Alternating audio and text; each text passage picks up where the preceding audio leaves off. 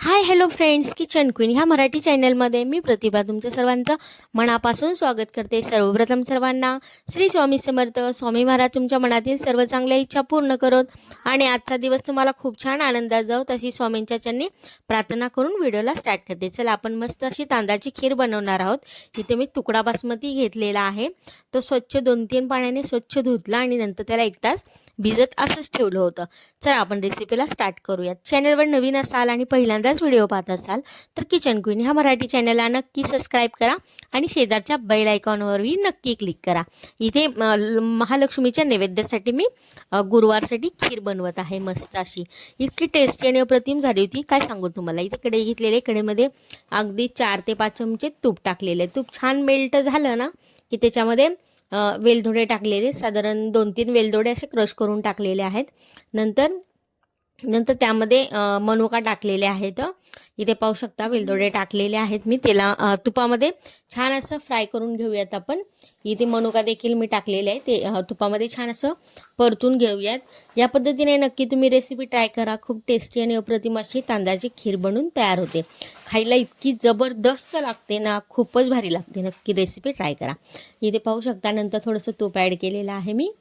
छान असं मिक्स करून घेत आहे. नंतर इथे काजू, बदाम आणि पिस्ता हे असतं ना, काय म्हणतात, छान असं बारीक करून घेतलेलं आहे. ड्रायफ्रूट्स कटर आहे माझ्याकडे. मिशोवरून हे मागवलं होतं मी. खूप छान हे कटर आहे. इतके मस्त असे ड्रायफ्रूट्स मस्त असे हे होतात ना, बारीक असे कट होऊन येतात.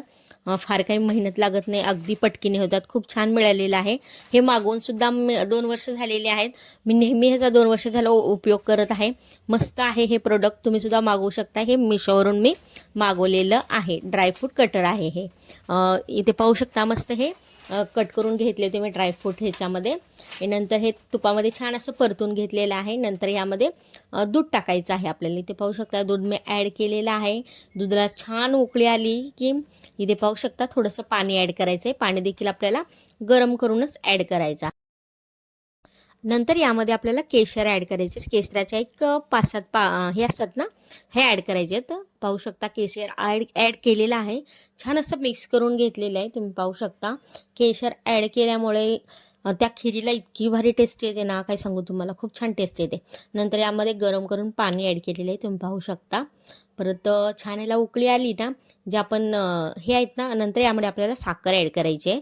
साधारण 1.5 वाटी साखर मी आत्ता ॲड केलेली आहे आणि नंतर मी 1 वाटी साखर ॲड केलेली आहे. मला थोडंसं गोड कमी वाटलं म्हणून नंतर 1 वाटी ॲड केली. साधारण मी 2.5 वाट्या साखर ॲड केलेली आहे ह्यामध्ये.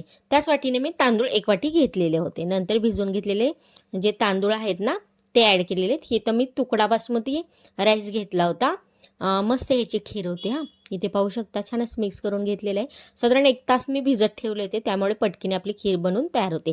यावर झाकण ठेवायचं आहे आपल्याला आणि साधारण एक 20 ते 25 मिनटं छान असे शिजवून घ्यायचं आहे. पाहू शकता. आणि आधीमध्ये ह्याला असं हलवत राहायचं आहे, बघायचं नाही ते खीर आपली खाली तळाला लागू शकते आणि करपू शकते. पाहू शकता तुम्ही. मस्त असं हलवून घेतलेलं आहे. परत ह्याच्यावर झाकण ठेवूयात आणि मस्त ह्याला 20-25 मिनटं छान असं शिजवून घेऊयात. मस्त इथे 20-25 मिनटं मी छान असं शिजवून घेतलेलं आहे. छान असं मिक्स करून घेऊयात. नंतर यामध्ये आपल्याला दुधावरची साय आणि थोडंसं दूध ॲड करायचं आहे. त्या दुधावरची साय टाकल्यामुळे देखील मस्त अशी क्रीमी अशी टेस्ट येते या खिरीला. इथे पाहू शकता दुधावरची साय टाकलेली आहे आणि थोडंसं दूध टाकलेलं आहे. परत ह्याला छान असं मिक्स करूयात आणि परत ह्याला आणखीन एक 10 मिनटं असं शिजवून घेऊयात. पाहू शकता मस्त असं छान मिक्स केलेलं आहे. ह्याच्यावर झाकण ठेवूयात आणि एक 10 मिनिट ह्याला परत शिजवून घेऊयात. मस्त अशी क्रीमी आणि टेस्टी अशी ही खीर बनून तयार होते. मस्त शिजत आहे खीर, इथे पाहू शकता तुम्ही. परत ह्याला छान असं मिक्स करून घेतलेलं आहे. सारखं ह्याला हलवत राहायचं आहे आपल्याला. हलवत राहायचं आहे कारण की खीर आपली कधी लागू शकते. इथे पाहू शकता मस्त ह्याला एक 10 मिनटं मी छान असं शिजवून घेतलेलं आहे. मस्त क्रीमी आणि टेस्टी अशी खीर बनून तयार झालेली आहे. रेसिपी जर आवडली असेल तर चॅनलला नक्की सबस्क्राईब करा आणि व्हिडिओ शेवटपर्यंत पाहिला त्याबद्दल थँक्यू.